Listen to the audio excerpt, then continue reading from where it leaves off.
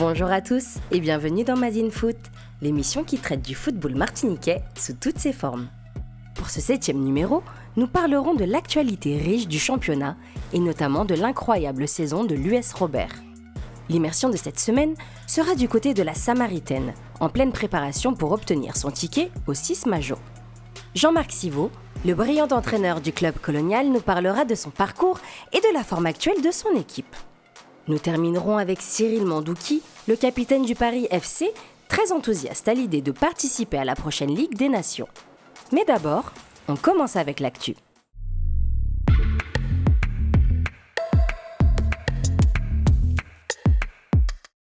Aujourd'hui, dans la rubrique Actu, j'ai le plaisir d'accueillir Jean-Hugues Bélance. Ça en fait? Ça va, Axel. Et toi? Très bien, très bien. Oui, moi, la ratibé. C'est incroyable le nombre d'informations que tu divulgues le week-end. Mais j'essaye. L'information vient souvent vers moi. Ah, mais j'ai remarqué tes l'information vient vers moi. Tes informateurs sont très réactifs. Oui, vient vers moi. Ce sont des informations quand même officielles. Très bien. Pratiquement, très bien. C'est important. Joanne Vladar, comment ça va? Ça va, tranquille, hein, toujours sur le terrain, passionné de foot. Alias Vladar TV sur les réseaux. C'est bien ça, je suis sur Instagram et sur YouTube et ma page Facebook, Joanne Vladar. Ouais. Je suis fan de ta séquence dans les vestiaires. Avec la glacière, c'est juste mythique. T'as déjà vu? Avec l'eau de coco. Avec l'eau de coco. Ah, non, ça me fait plaisir. Ah ouais. Et puis le style, là, c'est bon, c'est du Vladar. C'est du Vladar. Ouais, c'est exclusif. C'est exclusif. C'est magnifique. Ouais, tout à fait. Messieurs, on va débuter avec une équipe qui effectue une saison historique, l'US Robert.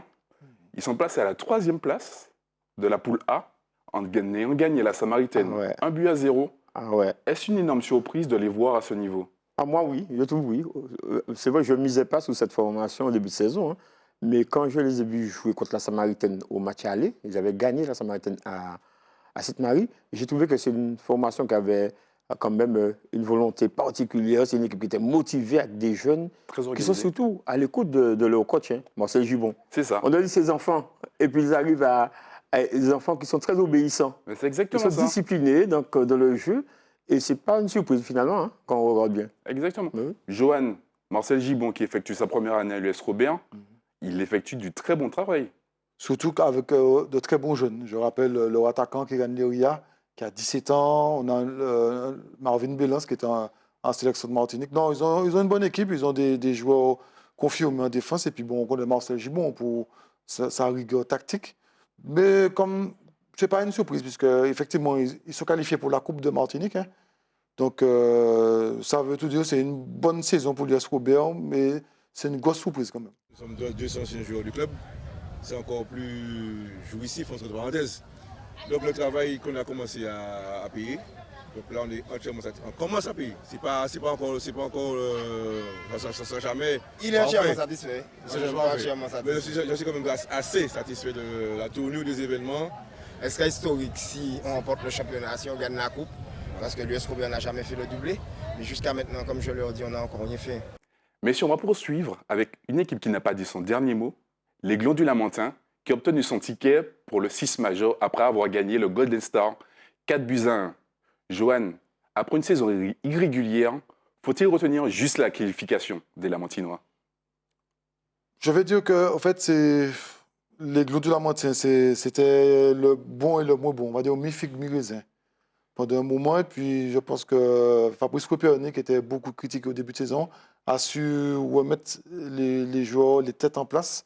Et puis, bon, on a eu la révolte aussi de Grégory Pastel, hein, qui fait un triplé au bon moment contre le Golden Star. Il manque un buteur à l'Aiglon et effectivement, dans cette saison... Ça va être, il faudra compter avec l'Aiglon. Tu en penses quoi, Jean-Hugues? Et pareil, hein, c'est une équipe qui, l'an dernier, a raté comme le coach, a raté la qualification pour les 6 majors.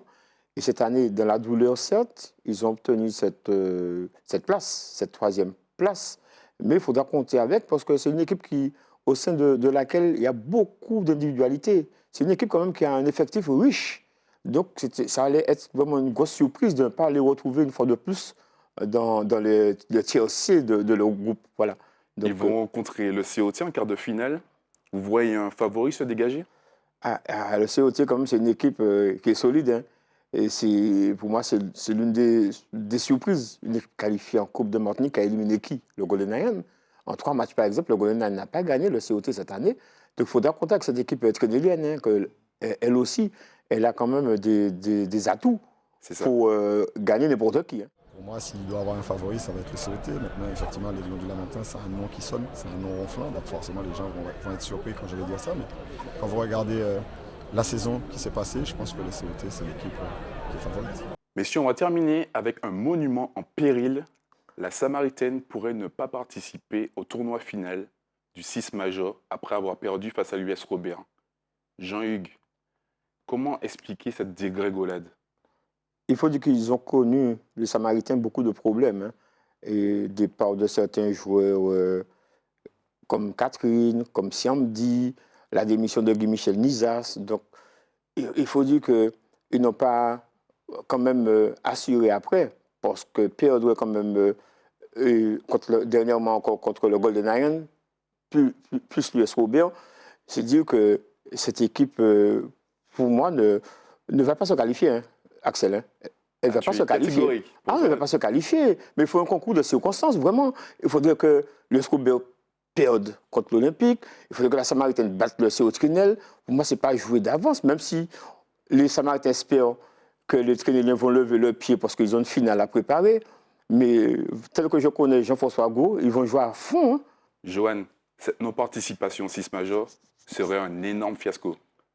Déjà, avec l'effectif, c'est un fiasco, hein, avec l'effectif de la Samaritaine. C'est du gâchis. C'est du gâchis. Maël Cuifard, Jordan Lise, Daniel Lérel qu'on ne présente plus, Malik Léopoldi, Baptiste Priam.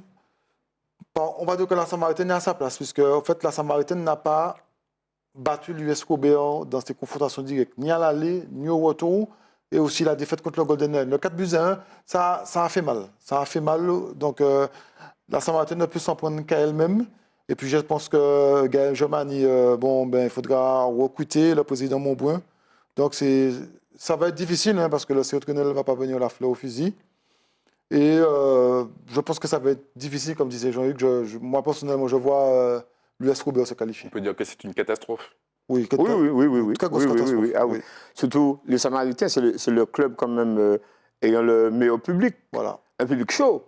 Et là, ça va manquer. Ça va manquer. S'ils ne se qualifient pas, mais ce sera vraiment aussi une catastrophe pour toute cette marée. Hein. Ben, merci, messieurs. Merci pour vos analyses. Merci. Et puis, à bientôt. À tantôt. À tantôt. Oui, il n'y a pas de problème.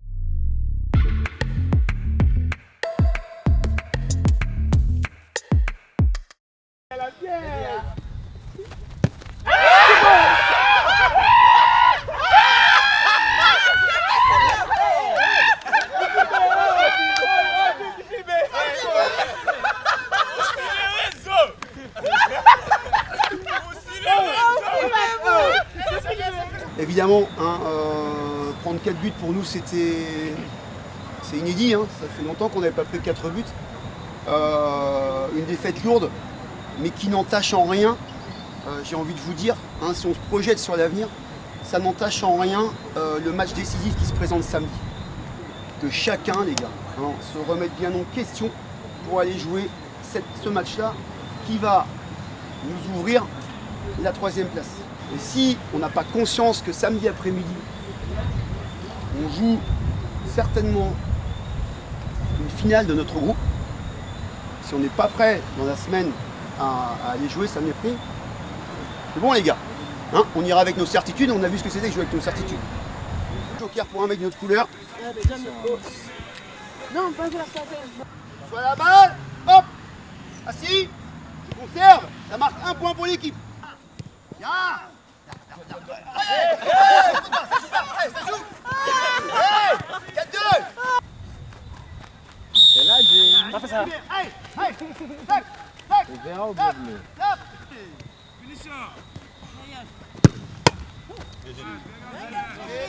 Tu as filmé? Supporter à fond, même si nous n'avons pas dit. À fond, à fond. Yes. Dans la défaite qu'on gagne. Ouais, on est là tous les soirs. C'est toi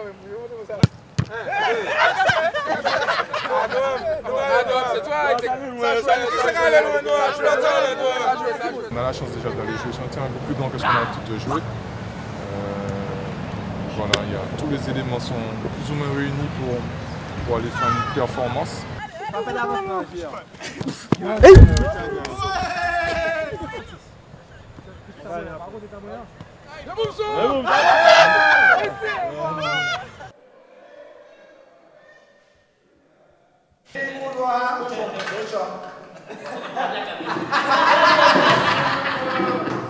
Que ce soit clair pour tout le monde, là on se déplace pour aller chercher une victoire qui va nous permettre d'assurer la 3e place à 90%, puisqu'il va quand même falloir terminer le boulot samedi prochain, et puis préparer la suite de la saison. Nous battons tous à nous à bas. Après Alex, si nous donnons premier, deuxième notre groupe là, nous avons un mois pour préparer pour nous. C'est la sélection qui a bâti.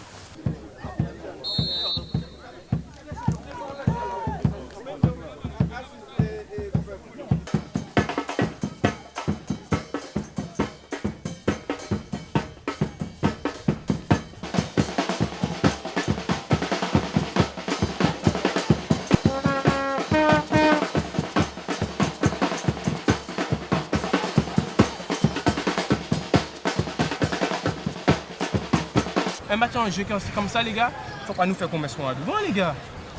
C'est Pini, c'est Bouga. Parce que l'entraînement, nous pas pini Jean-Luc, nous pas pini Malo, nous pas pini Toto. On nous pini, les gars. Parce que peut-être, première mi-temps, c'est nous qui tenons, et deuxième mi-temps, nous pas rien. Moi, je ne sais pas comment il est le terrain, comment il est le ballon. On s'est plaint du ballon, on s'est plaint du terrain, mais c'est pour les deux équipes. Mais à un moment donné, quand ça fonctionne, le ballon n'est pas un problème, et puis quand ça ne fonctionne pas, le ballon, c'est un problème. Donc quand nous mettons concentration, laisse à nous faire, on nous met mes qualités.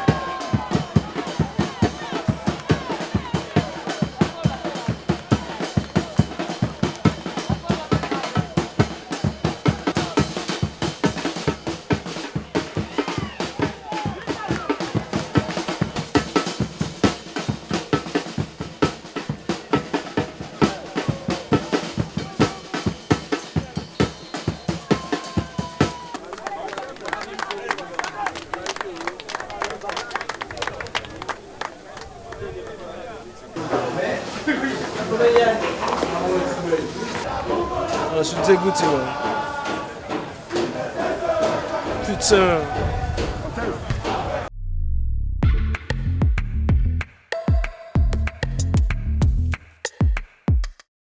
Bonjour Jean-Marc Thibault, comment ça va? Ça va bien, ça va pour le feu. Tu entraînes depuis près de 22 ans. Tu es considéré comme le meilleur entraîneur de Martinique. Est-ce que tu peux te présenter aux téléspectateurs de Madine Foot? Je suis Jean-Marc Thibault, entraîneur actuel du club colonial. Et meilleur entraîneur, c'est les gens qui disent. Hein. Moi, je ne me considère pas comme le meilleur entraîneur. Je me considère comme un très bon éducateur. Ben avant de parler justement de ta fonction d'entraîneur, on va revenir sur ta carrière de footballeur. Qu'est-ce que tu retiens de cette période? Beaucoup de bonnes choses. Parce que je crois que dans ma carrière d'entraîneur, je recherchais plus je ne dirais pas les causes perdues d'avance, mais je crois que de chaque club où je suis allé, je me disais qu'il fallait faire quelque chose pour permettre à ce club de passer, de faire autre chose. Et à part le club franciscain qui avait les meilleurs joueurs de la Martinique, je ne vais pas mettre de côté ce que j'ai fait au club franciscain, c'était super. Mais je vais retenir plus à l'éclair de Rivière-Salée, au club Pelé. Hein. Aujourd'hui, tu es entraîneur. Tu as eu de multiples expériences, donc club franciscain, sélection de Martinique. Quelle est ta plus grande fierté? Au-delà de la Coupe de France où on joue contre Nantes à la Beaujoire, où c'est magnifique, ou même contre Orléans. Mais je crois que je vais parler de la sélection. Ce que je retiens le plus de fierté, c'est le match contre les États-Unis, où nous sommes menés 2-0 à la mi-temps et on revient à 2-2. C'est ça. Ils nous donnent une troisième but en fin de match. Dans cette compétition, on pouvait se qualifier. Mais c'est la Guyane qui nous a plombés parce que Ils ont perdu un match par forfait parce que, comme il s'appelle Malouda. Et ils savaient ça, ils ont fait jouer quand même. Ils ont perdu le match et l'équipe qu'ils ont gagnée par forfait est passée devant nous. Jean-Marc, je dois t'avouer, en faisant mes petites recherches, ce qui revenait le plus souvent, c'est sous les progresser et puis gagner un trophée, aller puis s'y vaut. C'est quoi ton secret? Ah bon, alors c'est une surprise. Hein. Si tu veux progresser, allez. Peut-être si tu veux progresser, parce que moi, travailler, j'aime le football. Mes parents adoptifs étaient dedans, j'ai été bercé dedans très tôt. Et je crois que mon rôle, c'est de faire, d'inculquer à mes joueurs l'amour du football, l'amour surtout de leur pays et surtout du club qu'ils défendent. Parce qu'on oublie qu'on a un club, on défend une couleur. Après toutes ces années, quel joueur t'a le plus marqué? Ah, je dirais très vite Steve Guston. J'ai l'impression que quand il jouait au football, il dansait en même temps. Ah oui? Ah oui. Et puis après, Stéphane Nabol, qui jusqu'à maintenant Capitaine fait partie des meilleurs joueurs de la Martinique. Aujourd'hui, tu entraînes le Club Colonial, qui est actuellement la meilleure équipe de Martinique. Comment s'est déroulée la saison régulière? Avec cette histoire de Covid, ce n'était pas évident. Quand même, les joueurs ont adhéré. On a essayé de mettre des choses en place avec le président, avec le comité du Club Colonial. On a perdu un match cette année, c'était la finale de la Coupe de France contre le Franciscain. Ça nous a permis de discuter entre nous, de voir des choses qui n'ont pas fonctionné l'année dernière, essayer d'arranger. Ce n'est pas encore parfait, mais je crois que nous sommes sur la bonne voie. Jean-Marc, tu as une belle carrière, sélection de Martinique, tu entraînes de belles équipes. Quelle sera la prochaine étape? Pour le moment, je suis au Club Colonial, je me sens bien. Bon. On continue notre boulot, parce qu'on a commencé un travail, il faut la finir. On pourrait te voir dirigeant? Pourquoi pas? Qui sait? Je vais profiter pour quand même... je sais qu'il y a des gens qui travaillent avec moi. Bon, je sais que c'est pas facile. Donc, Rodolphe Note, mon petit frère Sivo Eric, Fouette Cordier, bon, comment il s'appelle? Ce Guassid, ils se reconnaîtront, Jean-René, Duféal. Je sais que c'est pas facile tout le temps, bon, parce que moi je suis quelqu'un de... Je ne dis pas du perfectionniste, puisque... Très exigeant. Très exigeant, surtout. Et puis, ça bosse et je crois que... On voit les résultats. Voilà. Ben, merci Jean-Marc d'avoir accepté mon invitation. C'est moi qui devais vous dire merci de m'inviter. Bon. Moi, j'aime pas trop être devant Devant de la scène? Devant de la scène, bon. Mais il faut présenter un personnage comme toi. Oui. Un personnage comme moi. C'est ça. Tu fais le football martiniquais. Tu participes. Oui, je participe au football martiniquais. Et je crois que les joueurs me le rendent bien aussi. À bientôt dans Madine Foot. Ok, merci.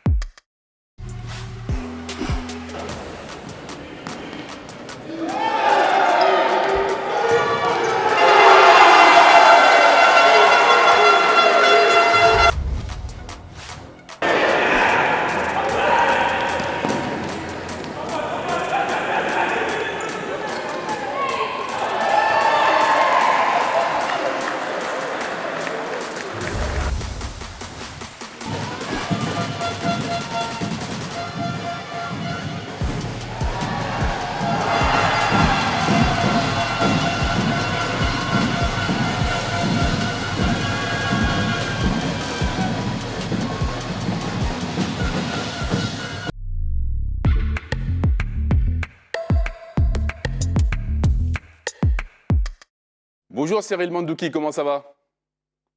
Ça va très bien et vous? Mais très bien, très bien. Tu as un parcours assez atypique.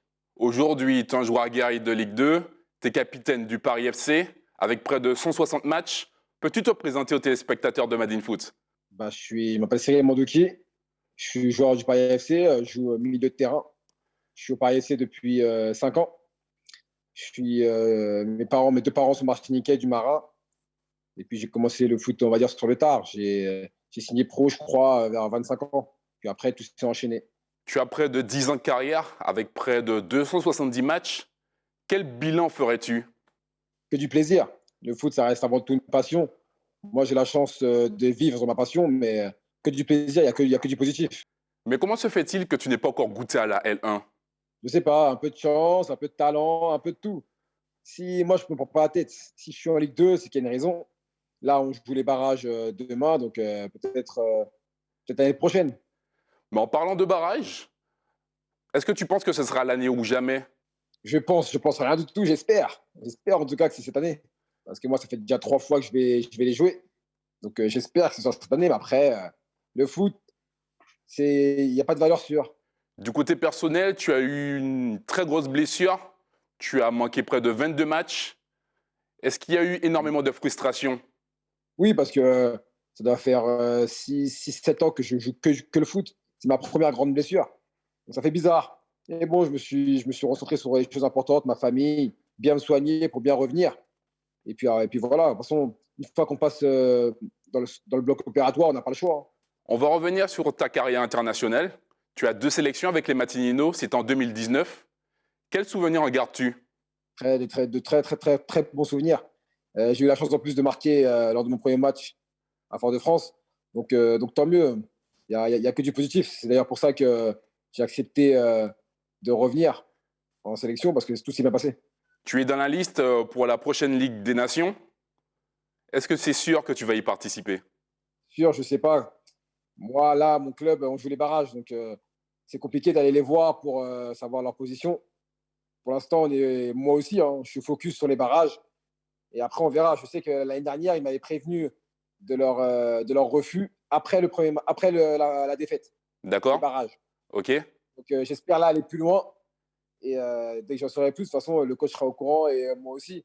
Mais pour l'instant, ce n'est pas leur priorité, ce n'est pas la mienne non plus, parce qu'il faut comprendre que là, moi, je joue une accession en Ligue 1.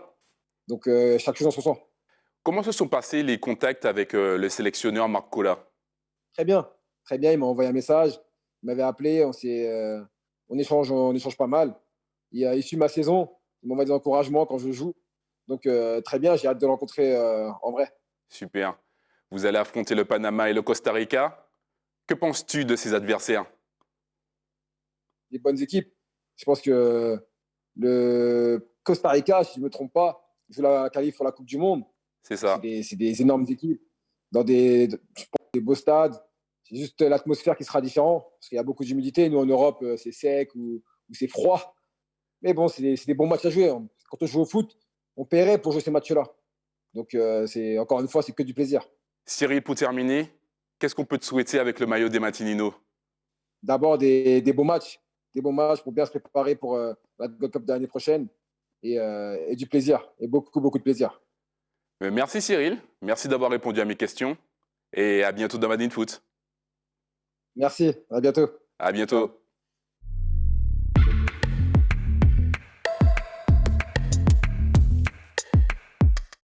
Le mercredi 11 avril a eu lieu un entraînement au stade de Basse-Gondou avec une sélection des catégories 2006, 2007, 2008 afin de participer aux Jeux des îles qui se déroulera du 24 au 29 mai à Majorque.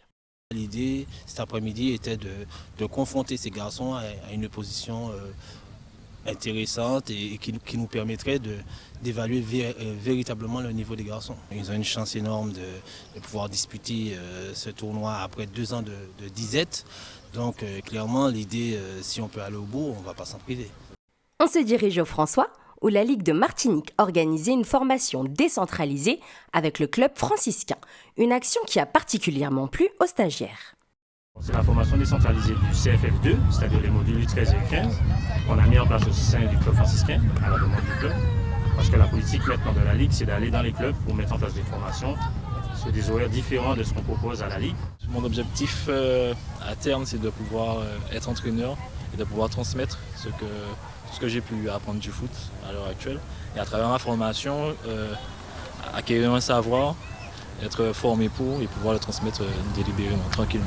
Enfin, dans un hall des sports de Saint-Joseph en ébullition, s'est déroulée la finale de futsal de Coupe de Martinique entre la relève lamantinoise et la Futsal Academy. Les Lamantinois remportent le trophée sur un score large de 16-6. C'est une défaite qui fait mal à la tête, c'est un coup de massue. J'espère quand même que nos joueurs prendront conscience qu'en tant que joueur, on ne peut pas se permettre de prendre 16 buts, surtout dans une finale. On a remporté une belle victoire. Il fallait ramener la 3e coupe de Martinique du club au Lamentin. C'est chose faite. Le peuple lamantinois était présent. Ils ont répondu présent. C'est la victoire de tout un peuple, la victoire de tout représentant qui investit dans ce club, investit sous les joueurs, investit de leur temps. Et ça, c'est important. On termine avec la célébration des Lamantinois.